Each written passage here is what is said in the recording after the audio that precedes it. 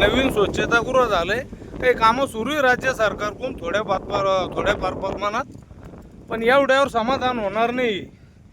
या गड किल्ल्याचं पूर्ण सुशोभीकरण हे राज्य सरकारनं करायला पाहिजे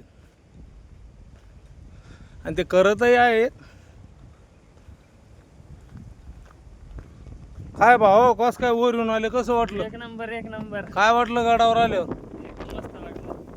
काय अनुभव आला? काय केलं पाहिजे या गडा याच्यासाठी, याची जी अशी अवस्था होते दूर नाही, माणसांनी आलेल्यांनी कचऱ्याची नीट व्यवस्थापन केलं पाहिजे, नाही का? बाटल्या इकडं तिकडं फेकल्या नाही पाहिजे. अजून राज्य सरकारनं काय केलं पाहिजे? राज्य सरकार सांगितलं नाही एवढं. हे गड किल्ल्याचं सुशोभीकरण झालं पाहिजे. तुला काय वाटतं मित्रा?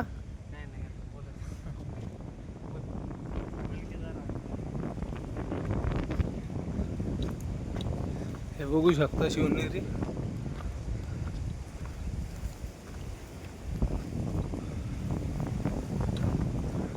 एवढ्या थंड हवेचं ठिकाणी एवढं ऊन आहे, पण इथं थंडी हवा लागू राहिली. एसी गिसी सर्व फेल इथं. यालाच म्हणते छत्रपती शिवराय. नैसर्गिक पूर्ण हवा, पाणी,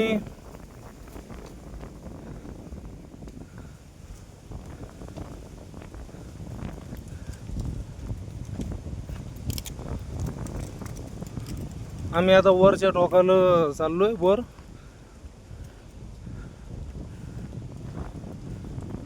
छत्रपती शिवराय म्हणलं का अंगाला काटा येतो. ते किल्ले, शिवनेरी किल्ला.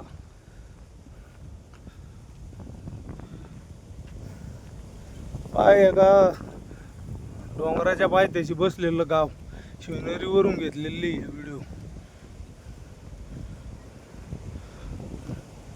पर्यटक खूप कमी आहे गड किल्ल्यावर, कारण सुविधा नाही. तुम्हाला आता खाली गेल्यावर खालचा एक व्हिडिओ टाकीन मी. गोव्याच्या ठिकाणी जेवढ्या सुविधा भेटतात लोकायला येण्या जाण्यासाठी, बस टॅक्स्या, तसं काही नाही इथं. कारण महाराजांच्या इतिहासाची कोणाला काही देणं घेणं नाही असं वाटतं याच्यावर.